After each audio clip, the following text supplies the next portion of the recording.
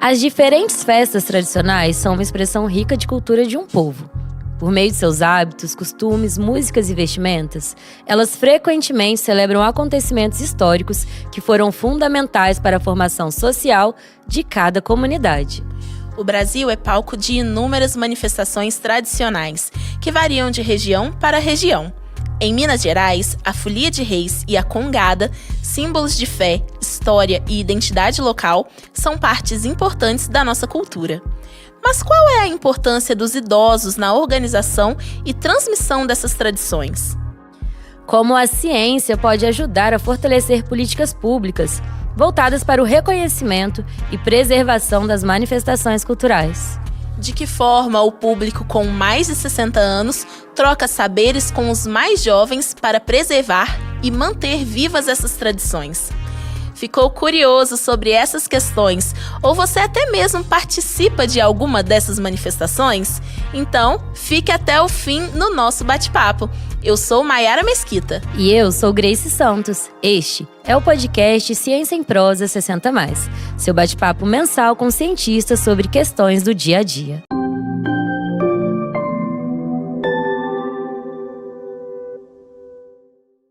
O entrevistado desse episódio tem muitas histórias para compartilhar com a gente. João Vicente da Silva, mais conhecido como Senhor Dão, tem 80 anos e é natural de Lavras, Minas Gerais. Ele participa ativamente da Folia de Reis, liderando a Companhia de Reis Estrela do Amanhã. O principal período de celebração da Folia de Reis ocorre anualmente entre os dias 25 de dezembro e 6 de janeiro e representa a visita dos 3 reis magos ao menino Jesus após seu nascimento. O Senhor Dão começou a participar da Folia de Reis ainda na juventude, por influência de sua família, e ele diz que mantém essa tradição até hoje, com muito respeito e orgulho. Vamos ouvir um trechinho do relato dele?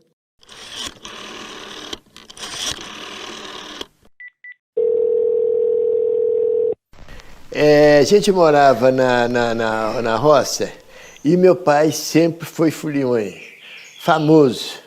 E eu via o pessoal no meio do ano convidando o meu pai.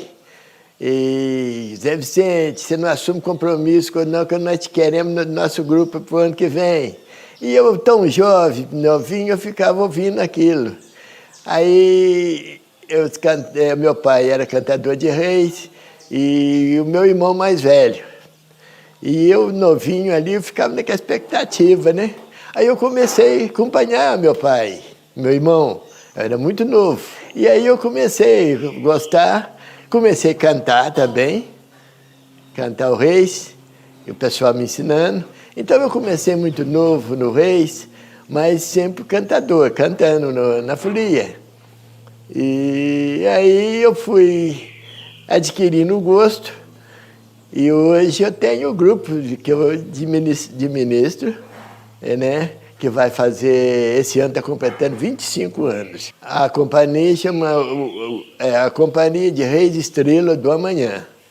Agora, eu sou um presidente que executa todos os problemas comigo, né? E para prosear sobre esse assunto, nós convidamos a professora aposentada da Faculdade de Filosofia, Ciências Humanas, Educação e Letras da UFLA, Elane das Graças Frade. Ela possui graduação em História, é mestre em Educação e doutora em Ciências. Foi professora do Departamento de Gestão Educacional, Teorias e Práticas de Ensino da UFLA, além de ter conduzido diversas pesquisas sobre manifestações culturais e ter sido tutora de núcleos de estudos que abordam o assunto. Seja bem-vinda ao nosso programa, professora. Olha, eu agradeço o convite de vocês. É uma alegria estar aqui, compartilhando essa mesa juntamente com o Everton. E espero que a gente possa ter uma boa prosa. Participa também deste episódio o mestre e doutor em etnomusicologia, Everton de Brito Fernandes Lopes. Ele foi pesquisador visitante na UFLA e produziu projetos e eventos culturais sobre a preservação, valorização e difusão da cultura do campo, mais especificamente congadas e folias de reis da região do Campo das Vertentes. E atualmente também participa de Companhia de Reis em Lavras. Everton, seja muito bem-vindo ao nosso podcast. Gratidão imensa por essa oportunidade. Maiara, Grace, é uma honra aqui também estar participando com a professora Elaine e também falando também junto com o senhor Dom, né, que é um mestre aí, um dos mais sabedores do conhecimento da cultura popular aí de Lavras. Nós já utilizamos alguns termos diferentes nesse episódio. Manifestação popular, festas tradicionais. Afinal, o que é isso e qual o termo correto a ser utilizado? Vocês podem citar outros exemplos além da congada e da folia de reis? Manifestação popular, né, festas tradicionais, a gente está sempre falando que é um conhecimento que vem do povo, né? É um conhecimento popular. E isso também dá origem ao nome folclore, né? Que na verdade a gente está falando tudo a mesma coisa, mas é uma palavra também que vem na sua etimologia, né? É uma expressão em inglês que é folk, povo, e lore, conhecimento, ou doutrina, ou ensinamento, né?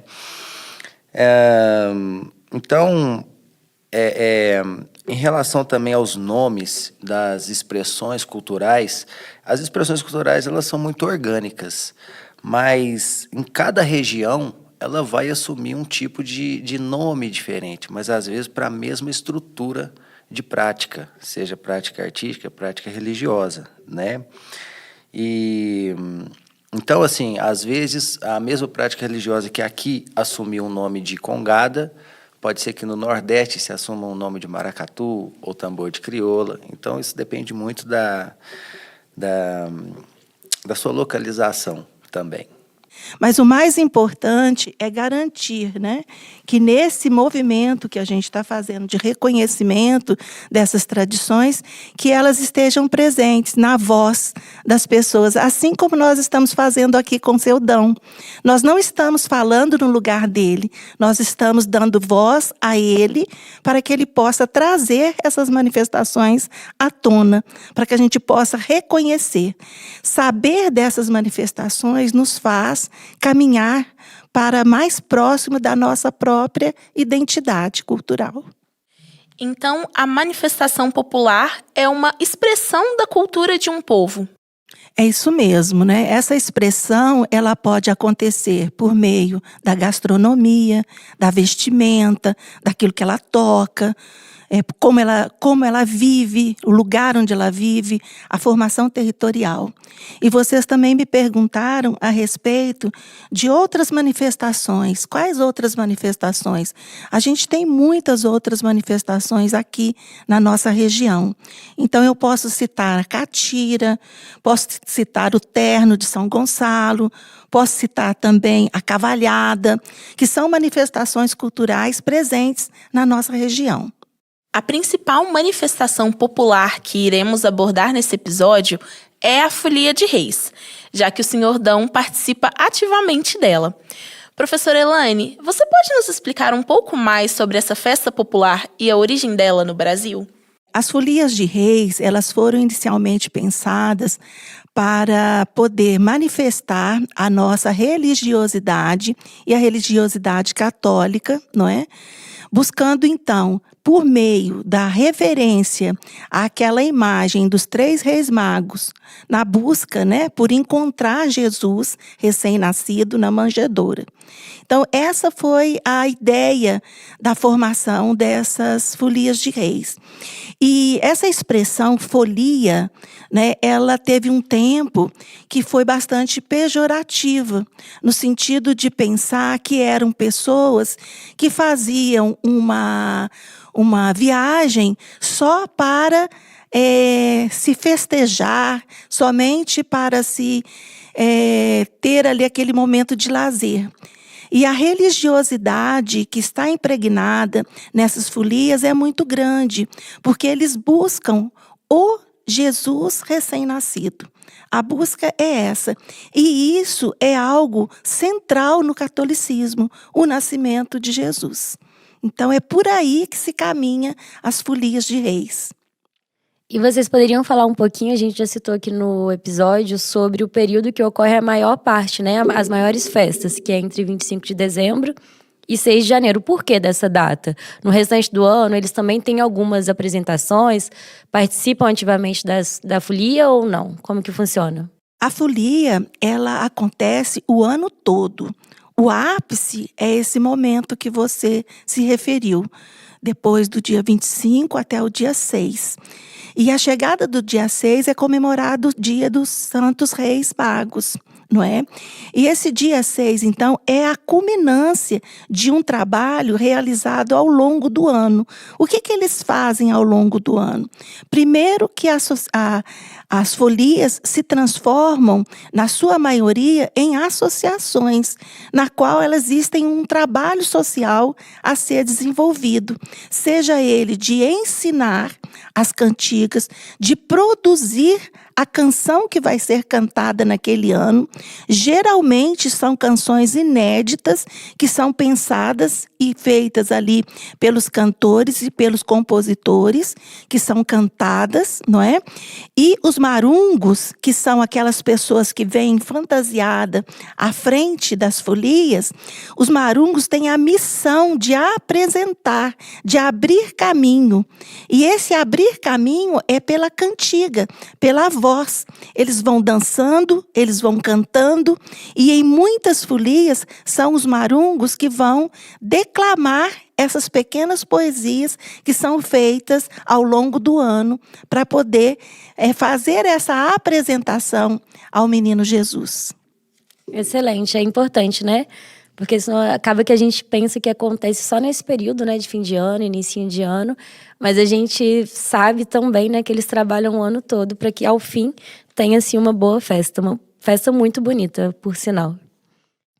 O Senhor Dão também compartilhou com a gente sua visão sobre a Folia de Reis e o que ela representa em sua comunidade. Vamos ouvir o que ele tem a dizer? É uma cultura, né? A Folia de Reis é uma cultura católica, né? Então, nós só fazemos com muito respeito e levando aquelas mensagens para todas as casas que nós participamos, canta um hino de igreja. Então, a nossa função é essa, levando mensagem na pessoal que gosta.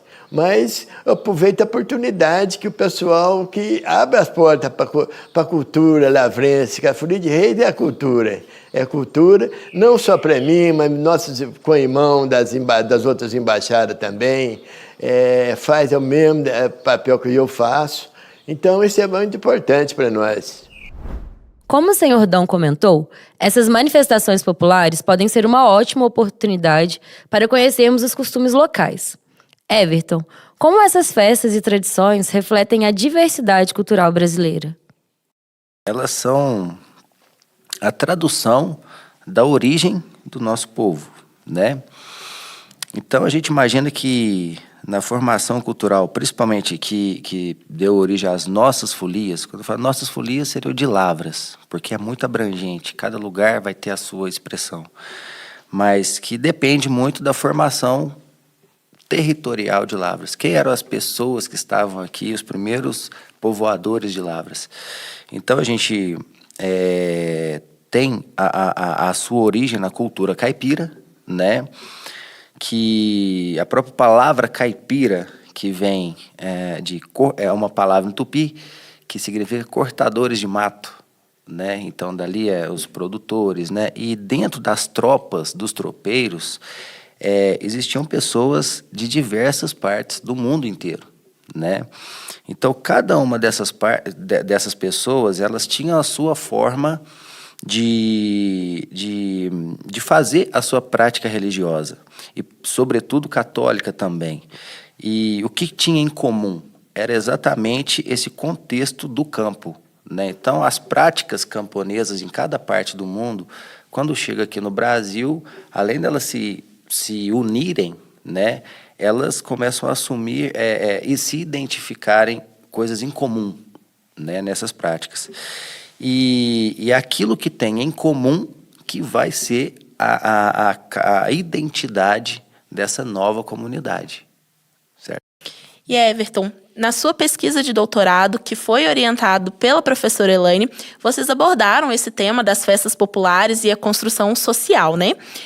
Aqui na nossa região de Lavras. Conta pra gente como que as ciências sociais e antropológicas estudam essas tradições e o seu papel na sociedade. O que vocês descobriram no estudo que vocês realizaram? Os estudos, eles começam, né, um pouco antes de ter o contato com a professora, nos estudos de mestrado e doutorado na Universidade de Roma, numa disciplina que se chama etnomusicologia. A etnomusicologia é uma ciência que estuda a relação das expressões culturais, sobretudo musicais, com a formação, né, social. E eu tive a oportunidade de poder estar vendo as expressões culturais assim, do mundo inteiro, né, estando ali naquele lugar onde tem gente do mundo inteiro, e vendo que assim, a gente tem expressões culturais tão belas quanto a do mundo inteiro. E uma das coisas que a gente estuda, né, além da relação da música com a formação social, e que fez com que a gente pudesse ter o contato, e a professora Elaine, foi a forma de transmissão de conhecimento dentro desses grupos. Então, e não só do campo das vertentes, mas é uma coisa orgânica que acontece em todas as comunidades do mundo inteiro. Então, a intenção foi observar o que tinha dentro dessas expressões, no sentido da transmissão de conhecimento, que pudesse também ser compartilhado com o ensino formal ou outros espaços também de ensino. E aí que deu não só a continuidade das pesquisas, mas também outros projetos, né, fora do campo acadêmico também. Quando a gente começou a afinar o projeto, né, de doutoramento, como que a gente faria para trazer a questão da etnomusicologia para a pedagogia. E aí nós destacamos aspectos desse aprendizado na folia de reis e nas congadas, porque o aprendizado na folia e nas congadas, ele é feito uma forma de transmissão onde o idoso, a pessoa mais velha da congada, ela se responsabiliza durante esse período, né, que não é o período no qual a festa está acontecendo, a transmitir esses conhecimentos. E essa transmissão de conhecimentos, ela vem de forma tão organizada metodologicamente que isso chamou a nossa atenção. E aí nós passamos a estudar esses aspectos, incluindo na tese de doutorado do Everton, um capítulo a respeito desses estudos. Como que a questão do ensino dentro das congadas e das folias de reis se refletiria na pedagogia de forma positiva, utilizando essas metodologias, esse ouvir o outro, o tempo do outro, não é? O aprender estando junto, as pessoas estando juntas, não tinha uma separação por idade, não tinha uma separação por conhecimento, mas sim por entrosamento e reconhecimento daquele momento de veneração a um santo ou aos outros, não é? Para poder fazer esse conhecimento fluir. Que bacana. E apesar de serem realizadas em diversas cidades brasileiras e ter um histórico até em outros países, né, como o Everton acabou de trazer para a gente, essas festas ainda são vistas de forma deturpada por muitas pessoas. Professora Elaine, quais são os principais desafios enfrentados por esses grupos? Existe um preconceito no qual pensa-se que a folia de reis e as congadas são exercidas por pessoas que gostam de beber, pessoas que estão tontas, pessoas que estão cantando de forma exagerada, sem perceber que existe uma organização em torno, sem perceber que existe um reconhecimento que é uma manifestação religiosa, não é, que está sendo envolvida ali. Então, isso, para mim, é o grande desafio. E eu acredito que a gente vence esses desafios por meio da educação. Eu acredito nisso. A partir do momento que a gente conhece, que a gente vê, igual a gente está ouvindo aqui nessa entrevista, o seu Dão contando da vida, do que foi a folia dele, durante quanto tempo ele está como presidente, o que ele faz. A gente ouvir o que Everton trouxe das pesquisas realizadas, de estar junto com as outras folias, de realizar eventos. Inclusive, o senhor Dão comentou sobre que um dos princípios da Companhia de Reis dele é a questão do álcool, né? Eles não aceitam que nos dias que eles saem, né, para cantar nas ruas, para cantar nas casas, inclusive no dia da festa, que tenha bebida alcoólica. Porque, infelizmente, já existe esse preconceito, né, em relação às folias de reis, em relação à congada. Então, eles trabalham para que isso realmente seja jogado por terra, né? E não dissemine, né, essa ideia errada sobre. Reforçando isso, né, que o senhor Dão trouxe, nós fizemos um levantamento no ano de 2021 com a turma da pedagogia, porque eu trabalhava com a disciplina de metodologia do ensino de História e Geografia. Então, um dos trabalhos foi esse, conversar, entrevistar as pessoas da Congada, nessa tentativa, né, de conhecer para depois você poder se sentir pertencente, né? E a questão da bebida, em muitas das folias e das congadas, não é permitida a bebida, porque eles entram dentro da igreja, eles manifestam a sua religiosidade dentro da igreja, igual nós fizemos aquele cortejo maravilhoso, até dentro da Igreja do Rosário, aqui em Lavras.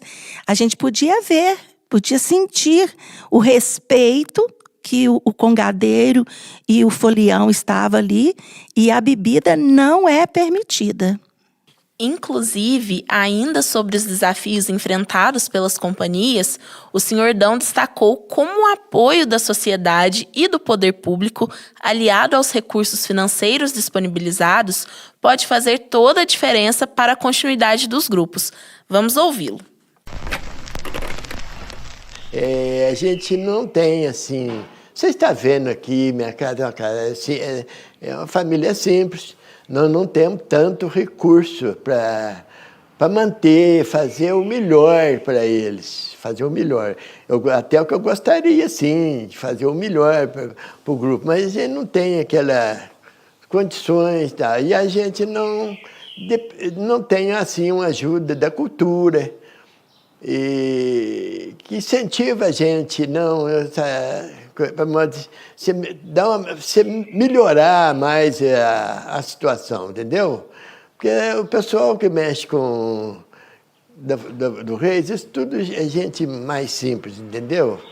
E a gente faz o que pode para ajudar eles, mas não tem assim aquela ajuda, que ajuda a entusiasmar para o grupo cada vez ficar mais forte, entendeu? A gente trouxe aqui já bastante o quanto a ciência impacta a vida como um todo, né?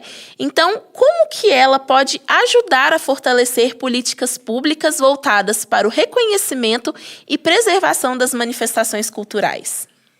Eu penso assim, que a ciência, ela colabora muito quando ela, igual o próprio Instituto, né, de Minas Gerais, do Patrimônio Histórico e Cultural, quando ele faz um levantamento, ele faz um cadastro, é a ciência colaborando para que essas pessoas que estão organizadas nos seus bairros, nas suas comunidades, sejam reconhecidas. Isso é uma forma da ciência colaborar, fortalecer, né, essa ação.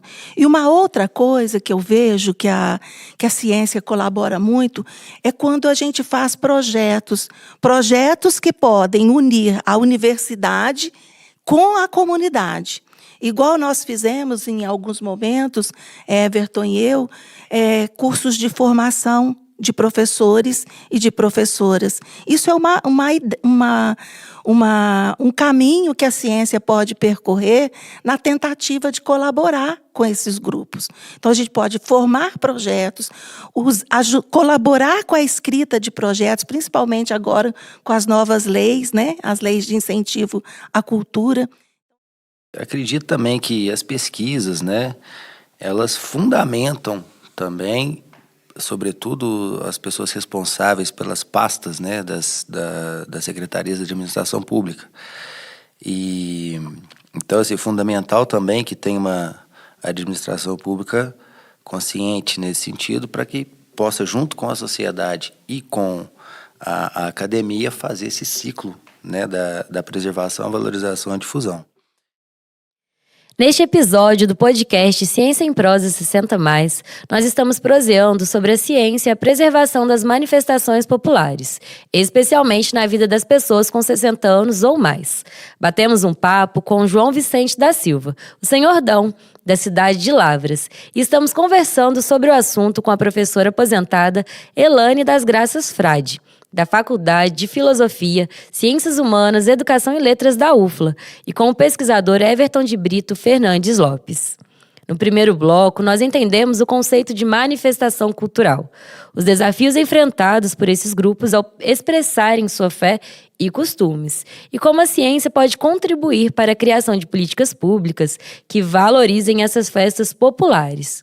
Neste bloco, vamos falar sobre a participação ativa dos idosos nas manifestações populares. Aparentemente, os idosos têm uma participação bastante ativa nas manifestações populares. E o senhordão nos contou um pouquinho sobre a formação da sua companhia de reis. Eu acho que está meia-meia, de idosos e jovens. Até as mulheres também, primeiro você não tinha mulher no grupo, hoje tem, as mulheres participam também, hoje está tudo, misturou, está meia-meia de idosos e jovens, e as mulheres também participando, porque meu grupo tem uma média de umas 50 pessoas, meu grupo é grande. Everton, como nós vimos no relato do senhordão, a Folia de Reis é um grupo muito diverso. Nos estudos que vocês realizaram, que abrange 14 cidades de Minas Gerais, o que vocês observaram sobre a composição desses grupos? Realmente há muitas pessoas idosas participando? Bom, acredito que as pessoas mais idosas, elas são fundamentais nessas expressões culturais, justamente porque elas que carregam toda a sabedoria, né? E geralmente, aliás, antigamente, você tinha menos influência, sobretudo dessa carga de novas mídias. Hoje em dia a gente tem uma velocidade muito grande, né, das mídias chegando, e isso está chegando com muita facilidade aos jovens, né? Então, na verdade, está sendo como é que eu vou dizer? Não vou dizer uma luta, né? Mas é uma dificuldade para manter o interesse do jovem nas tradições, porque às vezes pode ser um pouco mais interessante para ele a cultura moderna, vamos dizer, né? E ela é mais acessível. Mas, por outro lado, os jovens, quando eles fazem parte desse meio, é muito intenso também a fé, a importância que essas famílias dão também nessas tradições. Então, isso faz também com que os jovens permaneçam. Mas acredito que a questão principal, não só de se manter o equilíbrio, mas para que essa tradição não se perca, né, é a valorização dessas tradições. Porque uma vez que essas tradições são valorizadas, isso vai fazer com que incentive os jovens, né? E Everton, o senhordão até comentou com a gente, né, contou pra gente no seu relato, que ele sempre foi cantador de reis. Então, além desse papel de transmitir o conhecimento que eles têm, quais outros papéis que eles costumam assumir ali, especificamente na Folia de Reis? Bom, acho que o principal é o papel de liderança, né, porque é um papel que eu dificilmente vi em algum lugar, até em instituições, assim, ali a liderança vem por uma questão de moral mesmo, né, de respeito.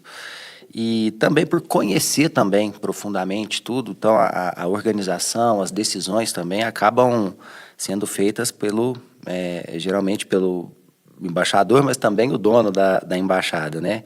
Agora, em relação também a ele ter falado que aprendeu a cantar, né? Isso é de uma riqueza muito grande, porque para você ser um embaixador, né, um cantador, tem que ter um conhecimento muito profundo, seja da história do lugar, da comunidade, e também, como se trata da Folia de Reis, como eles estão interpretando um livro da Bíblia, eles têm que ter um conhecimento muito profundo da Bíblia também. Então, acredito que um embaixador não tem um conhecimento menor, por exemplo, do que um próprio padre, do que um próprio, porque é ele que conduz também, mas tem um conhecimento muito profundo. E a forma de se transmitir isso se dá sempre no campo da música. Então, também, ele tem um conhecimento musical que às vezes, não está dentro das notações musicais, mas só da própria percepção. E é aí que a transmissão ela é feita de uma forma oral, né? E de uma forma magnífica, né? Vamos dizer. Eu quero só completar na fala aqui do Everton, que eu acho bem bacana da gente pensar, olhar para esses idosos como mestres dos saberes. E aí a gente situa essas pessoas num lugar já reconhecido pelas políticas públicas. Quem são os mestres de saberes, né? São aquelas pessoas que conseguiram, que conquistaram o seu lugar, o seu conhecimento a partir da vivência que eles tiveram. Igual o senhor Dão, ele conta que 25 anos ele é agora o embaixador da Folia. Mas e o tempo que ele participou enquanto aprendiz, conquistando esse espaço? Não é maravilhoso? E essas conquistas não é como nós na ciência, que nós pegamos os livros, que nós lemos, né? Que nós vamos buscar na biblioteca, né, Everton? Que lemos os nossos artigos científicos. Não. Esse conhecimento é um conhecimento feito pela importância da oralidade. Alguém falou para o seu Dão. E a oralidade ela foi cantada no ouvido do seu Dão um tempão, para que ele pegasse o tom da embaixada dele. E as próprias letras das músicas, né, que eles cantam, a maneira como eles cantam tem grande importância também na transmissão do saber, né? O que eles cantam, né, como eles cantam, como eles produzem principalmente, e como eles cantam, é característico deles. E é a partir dali que as novas gerações vão sendo formadas. Não é? Então, é algo importantíssimo que esses mestres dos saberes sejam ouvidos, tenham condições de continuar as suas caminhadas, não é? Mas, uma outra coisa que eu percebi nas minhas pesquisas é que durante 10 anos, filmando todos os anos, né, o ritmo e a tonalidade nunca mudaram. Então, você não consegue distinguir qual ano que é qual, porque a música é idêntica. Por que é idêntica? Porque ela é ensinada pela boca, pela voz, ó. Você vai bater assim, ó, tum, tum, tum, tum. E também outras formas de análise também, né? Que a gente vê na transmissão oral, nessa forma de tocar junto uma companhia com a outra. O que cada som vai simbolizar, o que cada som vai codificar. A gente vê que cada instrumento, cada forma de tocar, ele vem de uma região do mundo. Né? Então é como se essa nossa expressão fosse uma colcha de retalhos de várias culturas, mas colocadas muito bem definidas. E com isso a gente consegue analisar traços de diásporas, traços de migrações, né? Analisando a música. E todo o processo que se dá quando eles saem, quando eles pedem para entrar numa casa, quando eles vão sair, quando eles vão agradecer pelo alimento, dentre outras coisas, né? Tudo perpassa pela música. Todos os atos, todas as ações, elas são feitas através do plano musical. Inclusive, tudo que acontece no plano místico. E você comentou sobre as outras companhias. A gente percebe a importância que tem das outras companhias de reis também nessa continuidade, né, das folias de reis em si. Porque eles fazem questão de estar em outras cidades, nas festas deles, e as outras companhias também fazem questão de estarem aqui, por exemplo, em Lavras, quando for a festa da Companhia Estrela do Amanhã, que é do Senhor Dão, ou de outras que a gente tem aqui na cidade. Fale um pouquinho mais sobre essa importância, né, das companhias apoiarem umas às outras. É como eles dizem, né? Eu vou na sua festa para fazer a sua festa mais bonita, para que você possa vir na minha festa para fazer minha festa ficar mais bonita, né? Então a festa só fica bonita quando tem muita gente. Então você tem essa reciprocidade, essa irmandade. E a própria palavra irmandade, né? Porque a irmandade, ela é literalmente uma instituição, né? E que já está aqui no Brasil, aqui pelo menos em Minas Gerais, há 300 anos, né? Mas ela chega aqui no Brasil muito antes também, né? Chega aqui por volta da metade de 1600. E você tem diversas irmandades, né, que representam diversas comunidades, né? A gente tem a Irmandade do Rosário, por exemplo, que foi responsável pela organização social dos negros no século XVIII, né, no século XIX.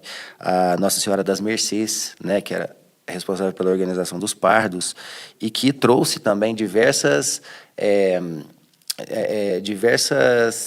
formas de práticas religiosas da Europa e da África aqui para o Brasil. E chega aqui no Brasil e assume esse contexto brasileiro, né? E já que estamos falando de apoio, durante a nossa entrevista com o senhor Dão, ele falou sobre a sua família, né, e outras famílias também, que são importantes nessa parte do apoio e também participam dessas manifestações populares. Vamos ouvir o que ele disse? A minha esposa participa, e inclusive ela trabalha muito, porque as roupas ela lava, ela me dá muito apoio. Aqui o fogãozinho de lenha aqui para fazer comida para o pessoal aí. Então, agora os filhos não. E eu acho que tem 2 netos. Esses vai apanhar gosto, porque ia ter um neto, até ele é seminarista, está estudando para padre. Ele gosta. E tem um outro de 10 anos também, que é um luxo comigo. E ele sempre está falando, vovô, eu vou continuar na folia, vovô, vamos ver se continua, né? Mas os filhos não deu aquele... Eles me dão apoio e tudo, nossa, mas assim, de participar... Essa é uma tradição muito forte entre famílias, inclusive em Lavras. Temos a Companhia de Reis da família Barbosa e a Companhia Estrela do Amanhã do Senhor Dão, que são reconhecidas pelo Instituto do Patrimônio Histórico de Minas Gerais. Contem pra gente sobre isso. Bom, as folias de reis, elas são implantadas nas famílias. Então, é uma tradição familiar, não é uma tradição de um grupo social. Ela nasce dentro da casa de alguém. E a gente pode observar, nas visitas que a gente fez em Everton, eu fiz algumas, Everton fez outras, às vezes, durante o ano, essa folia, ela se reúne na casa das pessoas. Você vai aqui na família do seu Barbosa, a rua inteira virou um espaço no qual a folia trabalha, onde são guardados os instrumentos, as roupas, o que se come, né, o que se ganha. Porque, como eu disse no primeiro bloco, as folias, elas se transformam em associações. Então, elas ajudam as pessoas. Não é? Então, a folia, ela recebe donativo e ela ajuda aquela rua inteira, aquela família toda. Então, é importante demais que as famílias estejam respaldadas. Não é? E hoje, a gente vai observando, para que sejam conquistados esses recursos públicos, as folias precisam fazer projetos. Elas precisam estar em consonância para que alcance, principalmente a Lei Aldir Blanc, ela saiu, então, espaço para que os mestres de saberes fossem reconhecidos. Mas, para isso, a pessoa tem que escrever. Para isso, a pessoa tem que estar ali. Então, mesmo nas famílias onde, igual a do seu Dão, quando ele fala, né, que os filhos não saem junto com ele, mas, às vezes, tem alguém da família que ajuda a escrever, que ajuda a entregar um documento na prefeitura que é necessário, que ajuda a fazer um ofício para poder fechar a rua quando a folia vai passar, que ajuda a formular o roteiro, que ajuda a congregar onde que vai ser feito o almoço, não é? Onde que vai ser feito o encontro, onde que vai ser feito os ensaios. Então, em determinado momento, você vê a folia de reis, ela tem a base nas famílias, não é? E vai congregando a comunidade. É assim que acontece, não é? Não é um movimento de fora para dentro, um movimento de dentro da família para fora. E também, assim, ao início, assim, era bem mais familiar, né?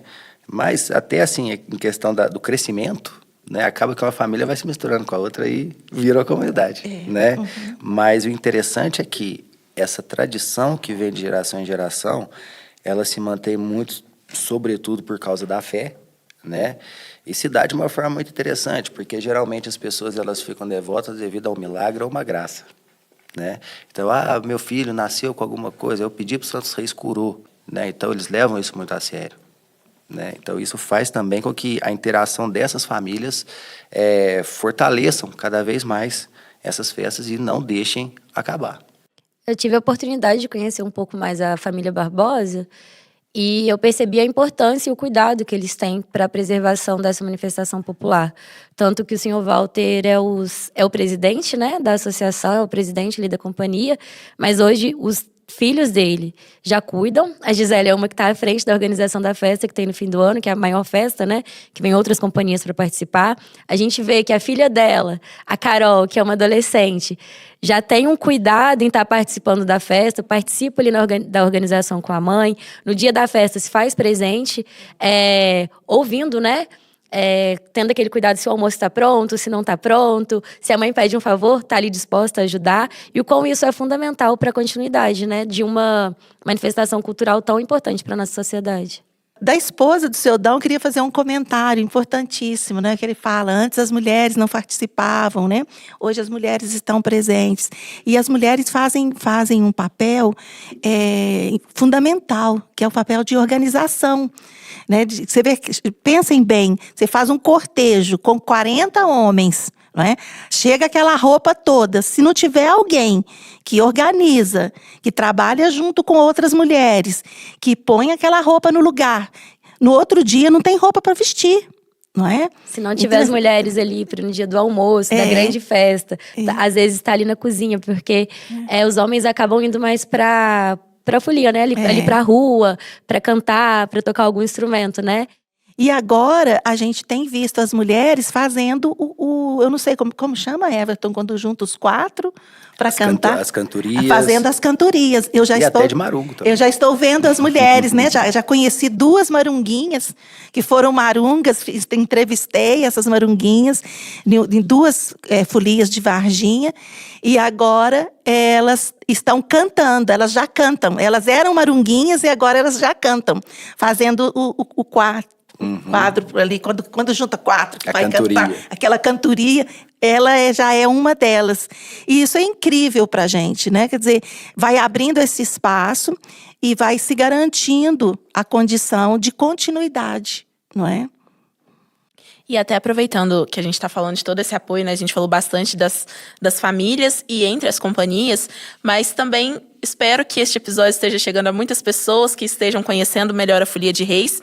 E para esse público que está nos ouvindo também e querem apoiar, valorizar não só a Folia de Reis, mas Congada e outras manifestações culturais, como que essas pessoas podem apoiar também? O apoio a uma Folia de Reis, ele pode vir a esse apoio financeiro, que é você fazer uma doação, e você pode ficar tranquilo, né? Porque as Folias de Reis que estão em pé, né? Essas aqui de Lavras, principalmente, que são super sérias, que a gente conhece. Então, você pode fazer um apoio financeiro e você pode fazer um apoio de trabalho, que é esse que nós estamos fazendo, né? O dia do ensaio, o dia de passar na sua casa, fazer o almoço para essa folia. Você pode apoiar nesse sentido, no trabalho, no financeiro, e você pode apoiar como Everton faz, né? Valorizando. Você tem um espaço, o Everton tem um espaço que é da Associação Mineira de Educação Patrimonial, não é? Então, a gente reúne, a gente valoriza, a gente faz uma tarde de encontros. Então, você pode apoiar dessa forma, fazendo o que vocês estão fazendo aqui, o que a Universidade Federal de Lavras está fazendo, dar visibilidade a essas pessoas, não é? Dizer sobre o que elas produzem, isso são formas de incentivar. E acredito também que, assim, acho que um dos maiores incentivos, na verdade, é buscar saber o que é, né? Participar junto, porque, queira ou não, são grupos que mantêm a história de todos nós, né? Por mais que nós não saibamos disso, mas eles mantêm a nossa identidade, o começo da nossa comunidade, da nossa identidade cultural, eles estão ainda preservando, né? E, professora Elaine, você acredita que esse apoio da família, da população, de outras companhias que como a gente disse, são importantes para garantir uma melhor qualidade de vida aos idosos, especialmente no que diz respeito ao bem-estar emocional e à socialização deles? Então, eu vejo que a gente falou bastante sobre as pessoas idosas dentro das nossas folias e congadas.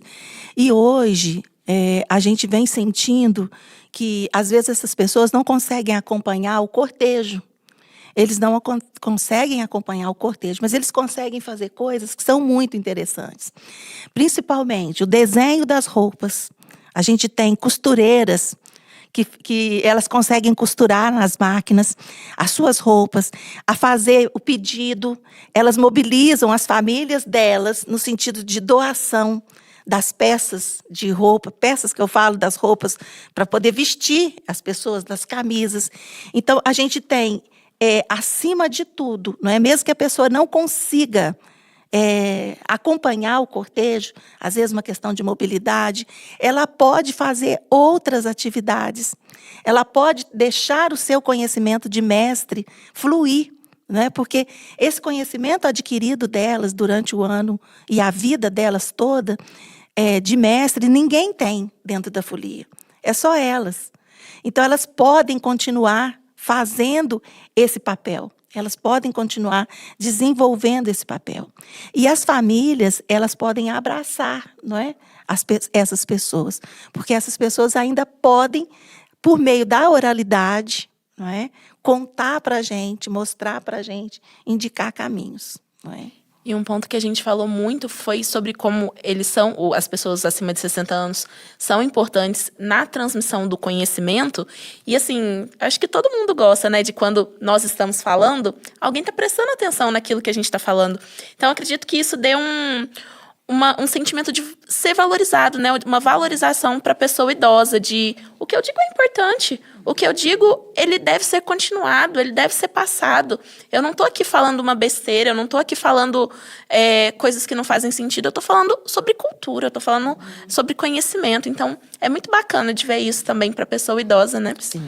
Exatamente. Eu digo mais, né? Porque são pessoas que, se a gente for ver, se a gente pode... Eu me pergunto às vezes, por que um mestre de saber hoje em dia não está numa cadeira de uma academia de letras, por exemplo? Porque às vezes o que um acadêmico gasta 1 ano para fazer, eles fazem tudo improvisado, né? E com um conhecimento profundo e com uma precisão muito profunda. Então, um tipo de artista desse, né? Ele tem que ser valorizado não só por ser uma pessoa mais idosa, mas por ser literalmente esse artista. É fenomenal, né? E às vezes a própria sociedade não consegue enxergar, né, essa riqueza que tem, né? Uma pessoa que consegue fazer essa quantidade de versos com a coerência, com o encadeamento, com toda a exatidão de um sistema literário, né? E de forma improvisada, né? Então, eu acredito que a gente poder valorizar esse tipo de expressão, né, é fundamental, né? Não só para eles, mas para a gente também. A gente está valorizando uma arte, uma grande arte. E diante disso, acho que a gente retoma a fala do professor Elaine lá no inicinho, né, do episódio, que quando você fala sobre não dar voz a eles, porque eles já falam, tem muito o que falar, já falam muito bem, tem muito com o que compartilhar, enriquecer, né, com a contribuição deles. Mas dá espaços para que eles possam falar, remete ao que a Mayara falou sobre o sentido da gente também ter ouvidos, né, para o que eles têm a falar, porque eles sabem muito, né, e tem muito a contribuir, isso é muito importante. Neste episódio do podcast Ciência em Prosa 60+, nós estamos proseando sobre as manifestações culturais presentes em nosso país, em especial a Folia de Reis.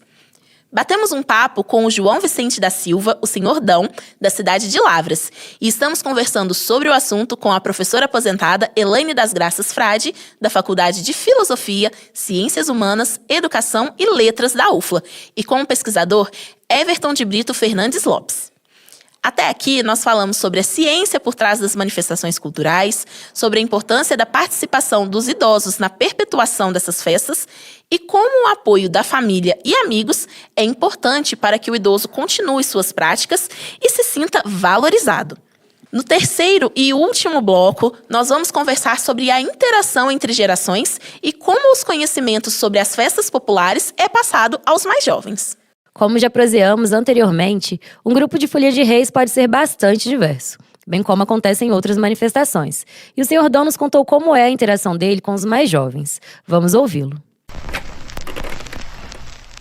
Hoje eu estou pondo 2 jovens, ensinando eles como funciona, porque você sabe, já estou com 80 anos, já não estou com aquele pique mais. Inclusive tem muito jovem no grupo Estrela do Amanhã. E aí surgiu a ideia, o Estrela do Amanhã, para mais dos Estrelinha da continuidade. E aí estou educando 2 jovens aí, que é o Juninho e o Everton, para mais de ver se no futuro eles comandam. Everton, é comum essa troca de conhecimento, como é relatada pelo senhor Dão, nos grupos de manifestações culturais? Quando a gente vê os encontros ali, a gente vê que tem jovens ali, por exemplo, que são mais inclinados para ser marungos, né? Que são alguns chamam de palhaços, né? Na frente da folia, que tem suas funções também, mas que são pessoas que têm mais um vigor no corpo ali para dançar e tudo mais, né? E você vê que tem outras pessoas que são mais inclinadas para cantar, que são mais afinados, né? Você tem outras pessoas que são mais instrumentistas, então é só para tocar, mas cada um chega ali na sua função e vai aprendendo sempre com o mais velho ali. Então, os jovens, cada um vão se identificando com aquele que se identifica mais. Inclusive, da pesquisa, você hoje é um folião. Conta pra gente um pouquinho como que ocorreu isso e qual que é o seu papel hoje dentro da folia da Companhia de Reis da família Barbosa. Interessante, né? Porque as minhas pesquisas, elas começaram em Ouro Preto. A minha graduação foi em Ouro Preto, em música, e eu fui assim, pesquisar sobre a música do Mozart e maçonaria, né? E achava que a Irmandade era tudo a mesma coisa, né? Mas por coincidência, a Irmandade que estava do lado da minha casa era a Irmandade do Rosário. E era um dia de congada. Então esse dia transformou minha vida, né? É uma outra história que em outro momento eu conto. Mas a partir desse momento eu comecei a observar a riqueza de detalhes, principalmente musicais, né? Mas eu tinha ainda que tentar entender aonde que essa pesquisa ia ser importante, interessante para a sociedade. Onde que estava a importância disso tudo, né? E, então, assim, vasculhando, né, nas literaturas, né, então, vindo também dessa perspectiva da pesquisa participativa, e aconteceu de uma forma inusitada, porque eu estava pesquisando a família Barbosa e na época da pandemia. E faltou músicos, porque a maioria todos idosos, né? E ninguém queria sair de casa, medo de morrer e tudo mais, então faltou músico. Então o seu Walter falou assim, uai, Everton, não mandei você saber música, então canta aí com a gente. Então eu meio que entrei dessa forma, só que como eu sou músico, eu fui aprendendo cada voz, né? Cada função ali, né? E aí eu percebi que a minha pesquisa ela começou a ter uma riqueza de detalhes muito maior. Ela passou a ser muito mais rica, né? E aí me veio essa ideia, né, da gente poder fazer essa união entre a pesquisa empírica, vamos dizer, e essa pesquisa técnica. E hoje, na família Barbosa, na companhia deles, qual que é o seu papel lá dentro? Então, ali eu só não me arrisco a ser o embaixador, porque eu acho que o seu Dão falou muito bem, né? Ele começou cantando, mas assim, para ter o domínio mesmo, leva anos, né? E anos de participação, de envolvimento, de conhecimento. E a gente ouviu aqui o relato do Everton sobre como ele se iniciou ali na Folia de Reis. E, professora Elaine, há estudos sobre essa participação da juventude em festas tradicionais? Você acredita que as novas gerações têm interesse em preservar essas tradições, assim como o Everton tem? E com relação a estudo científico, eu dei uma pesquisada nos nossos repositórios.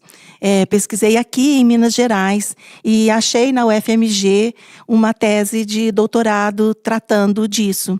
Até depois, com mais tempo, eu vou disponibilizar. Não é? Eu acho que seria legal. Vou fazer uma leitura primeiro para a gente ver do que se trata. Mas achei pouquíssima, não achei em outras. Pelo menos assim, eu tive pouco tempo também para poder pesquisar. E quando a gente fez a nossa pesquisa, eu tinha feito uma pesquisa de lastro para ver se a gente tinha mais outros textos. E nós encontramos duas monografias, né, Everton? De São João del Rei também. A respeito da Congada, da Folia de Reis, que esse era um material que a gente já conhece. Mas o que eu vejo é que está nas mãos das novas gerações a preservação. Se a gente não conseguir impactar os jovens, a gente perde esse referencial. E por isso que eu acredito muito na questão da educação. À medida que a gente insere na formação docente a responsabilidade de tratar dessas manifestações culturais, seja no conteúdo de história, no conteúdo de geografia, de formação de território, não é? Se a gente não conseguir fazer isso, sensibilizar os estudantes, né, que estão aí fazendo a sua iniciação à docência, a gente perde isso, não é? E é o que a gente não deseja. Acho que, inclusive, Everton, você podia falar um pouco mais. A professora Elaine reforçou a importância da ciência, né, no reconhecimento dessas manifestações populares. Falou sobre uma outra ação, né, que é essa educação patrimonial, Sim. Principalmente na formação docente. Mas quais outras iniciativas, como oficinas, festivais, documentários, têm sido úteis para engajar os mais jovens e manter essas manifestações vivas? Exatamente, são diversas atividades, né? Porque a gente vê que os jovens, cada um tem a sua, como vou dizer, o seu talento, né? Então, eu acredito que a gente pode utilizar essa diversidade de talentos para um objetivo comum, né? Então, existem diversos jovens que têm essa vocação, vamos dizer, para o audiovisual. Então, por que não canalizar o audiovisual para a preservação, valorização e difusão, né? Outras pessoas que têm vocação, por exemplo, a dança, a educação física, vamos dizer. Então, ali tem partes ali que a gente pode explorar, né? Literatura, história, geografia, acho que todas as disciplinas ali, né? Que essa valorização também parte de outras ações, de outros espaços, né, com outros olhares. É imprescindível isso. É muito interessante, inclusive, o que você falou, porque a gente falou muito, né, da questão das atividades para os jovens, mas é importante, fundamental também a sociedade, porque é a sociedade que vai valorizar isso, as empresas, né, porque todo o fomento, não é de agora, isso aí é de milênios, né, são as iniciativas privadas, vamos dizer, que geralmente financiavam, né, artes e tudo mais, e a administração pública, né, que tem que ter também essa responsabilidade e esse conhecimento, porque, sobretudo, a administração pública, né, para que não haja o rompimento da identidade. Aliás, as tecnologias e as mídias sociais têm se mostrado aliadas muito fortes na divulgação de informações. Professora Elaine, esses recursos mais modernos, eles realmente contribuem para a disseminação do conhecimento sobre as manifestações culturais? Eu sou muito da área da educação. Eu acredito muito. Então, como nas folias de reis eu aprendo com os mestres dos saberes, existem os mestrinhos, que são os mestrinhos das tecnologias, que eu não posso dispensar esse conhecimento. Eu não preciso ensinar aos jovens como buscar informação. Eles sabem. Eu preciso ensiná-los a como separar a boa informação. Porque saber buscar informação, eles sabem. Então, esses recursos mais novos hoje, eu preciso chamar o jovem. Então, nós, adultos, o que nós podemos fazer? Gente, faz um almoço para a Folia de Reis na sua casa. Se nunca foi ali uma Folia de Reis, faça. Faça um almoço, faça um encontro. Faça um café de ensaio da Folia de Reis. Não é? Porque você vai conhecer, você vai usar, aí você fotografa, você põe na sua rede social que a folia esteve na sua casa. Você vai diminuindo essa condição de que a folia hoje sofre, não é? Porque às vezes eles fazem sem nenhum recurso. E a gente está especificando, né, sobre a Folia de Reis, que é a manifestação popular que o Seu Dom faz parte, né? Mas existem várias outras que fica a dica, né, para os ouvintes ficarem atentos, pois há muitas delas que estão sedentas, né, e precisando de pessoas que deem o apoio, que reconheçam elas como algo importante ali na sociedade ou no município em que mora. Bom, a prosa está ótima, mas o nosso episódio está chegando ao fim. Mas antes de encerrarmos, o Sr. Dom deixou um recadinho muito importante. Seria ótimo que surgisse mais jovem, nossos grupos. Não estou falando só do meu, estou falando nos grupos. Mais jovem participando, porque os velhos... Morre um, morre o outro, e aí aquela tradição vai fracassando, porque os mais velhos vão morrendo, tem que surgir os novos para dar continuidade. Que bacana, Sr. Dom! Nós queremos agradecê-lo imensamente pela atenção e por aceitar participar com a gente nesse episódio. Nós adoramos saber mais sobre as suas histórias e experiências. Aproveitamos para agradecer também à professora Elaine e ao Everton por aceitarem o nosso convite pelo bate-papo sobre esse assunto tão bacana, que faz parte não apenas da vida de quem tem mais de 60 anos, mas também do nosso público de outras idades. Olha, muito obrigada. Nós passamos uns minutos aqui tão felizes, tão legal a gente poder contar, né, um pouco daquilo que a gente faz enquanto pesquisa, mas também compartilhar o conhecimento, né, conhecer o Seu Dom mais proximamente. Quero agradecer demais. E assim, o nosso Instagram, o meu Instagram pessoal é @ElaineFrade. E o Instagram do Espaço Vilma Frade, como eu já disse para vocês, que é o espaço onde hoje eu moro em Varginha, eu não moro em Lavras mais, não é? E é Espaço Vilma Frade, com W, né? E @também Sarau da Dona Vilma, com W. Também gostaria de agradecer imensamente essa oportunidade. Muito obrigado a vocês. É uma satisfação estar aqui com a professora Elaine, com o mestre Dom. E até falando um pouquinho do que o seu Dom falou, né? Porque os mais velhos, a tendência é sempre... a única certeza que a gente tem na vida é que a gente vai morrer um dia, né? Mas é importante que os mais jovens aprendam, e essa é uma das preocupações maiores que nós temos ali com a nossa associação. Venha nos visitar, né, na ANCEP. ANCEP se escreve AMCEP, Associação Mineira de Cultura e Educação Patrimonial. E temos a nossa página oficial, www.ancepbr.com. E nas redes sociais também, Facebook, Instagram, né, que é @ANCEPBR também.